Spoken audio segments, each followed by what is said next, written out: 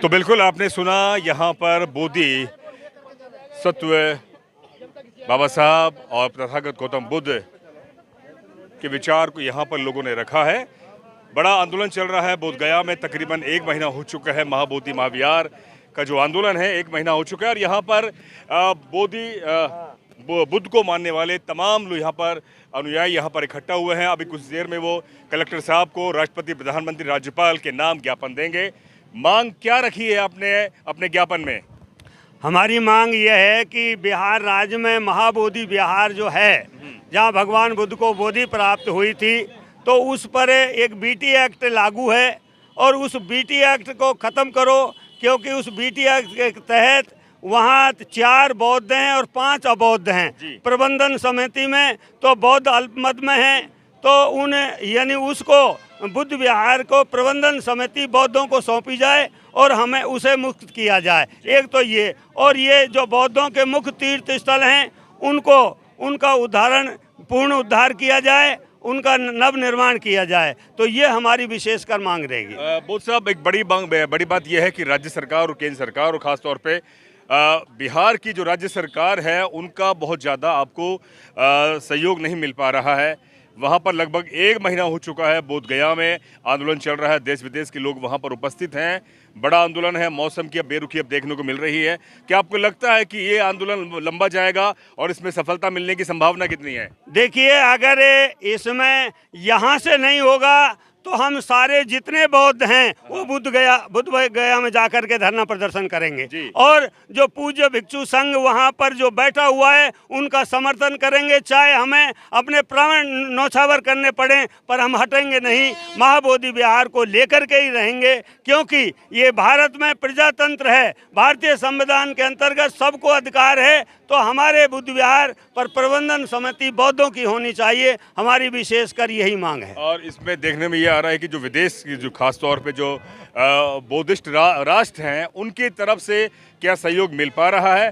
पहले ये माना जा रहा था कि वो इस विचार को, इस आंदोलन को वो समझ नहीं पा रहे थे, लेकिन जब ये आंदोलन लंबा छिड़ा और उनको सही विचार उनके दिमाग में आया कि वाकई ये लड़ाई तथागत गौतम बुद्ध के विचार और उसके जो बोध गया है उस पर आप सही मायने में अपने मतलब कि जैसे कह सकते हैं कि अपने भंते या अपनी पूरी कमेटी को स्थापित करना चाहते हैं और वहाँ पर जो ब्राह्मण मनुवादी है उन पर निशाना साध रहे हैं।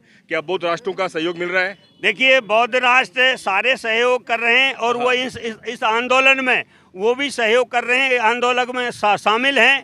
तो हम भी इसी आंदोलन में पूरा देश के बौद्ध शामिल होंगे और हमारा यही निवेदन है कि सरकार से वहाँ जो ये बीटी एक्ट है ये बिहार सरकार इसका निर्णय करेगी और माननीय प्रधानमंत्री से निवेदन है कि वो बिहार सरकार पर दबाव बनाएं, राष्ट्रपति महोदय दबाव बनाएं और यानी माननीय नीतीश कुमार वहाँ के जो मुख्यमंत्री हैं वो सही न्याय करें और अपनी विधायक, क्योंकि उनका पूर्ण बहुमत है, अगर वो न्याय करना चाहते हैं तो 1 मिनट का खेल है उनका। तो ये अब तक इसमें देरी क्यों हुई, क्यों नहीं न्याय हो पाया? 1949 बीटी एक्ट ये लागू हुआ और तकरीबन 75 साल हो चुके हैं, इसके इतना देरी क्यों हो रही है? क्या वजह, क्या मंशा उनकी सही नहीं है? ये सारा निजी स्वार्थ है जी, क्योंकि उसका जो रख रखाव है, उसमें जो संसाधन है, जो आमदनी है, वो पर्सनल एक जाति के पास जो ब्राह्मण, जो पंडे वहाँ बैठे हैं, 4 ब्राह्मण हैं, एक कलेक्टर वो भी ब्राह्मण ही जाता है, जर्नल ही जाता है, वो भी हिंदू है,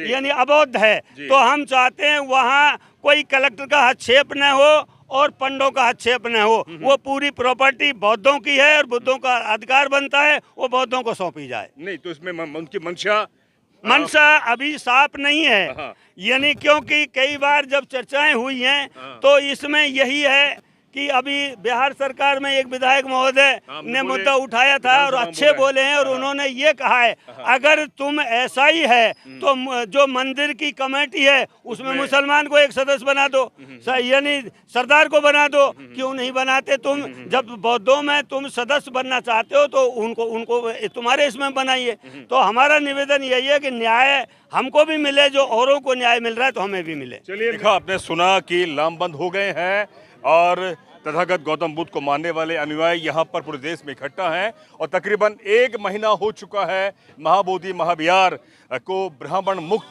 करने के लिए और बीटी एक्ट 1949 के विरोध में यहाँ पर तमाम अनुयायी यहाँ पर इकट्ठा हैं। अब कुछ ही पलों में अलवर मेधा बुद्धिस्ट सोसाइटी ऑफ इंडिया के प्रदेश अध्यक्ष हैं फूलचंद बोस जी और उनके साथ यहाँ पर तमाम अनुयायी है कलेक्टर को ज्ञापन देंगे और उनसे मांग करेंगे कि इस आवाज को राष्ट्र तक लेकर जाएं, जिससे कि इस आवाज को बिहार के जो सीएम है नीतीश कुमार के कानों में पड़े और उसके बाद में उसमें अमेंडमेंट करें।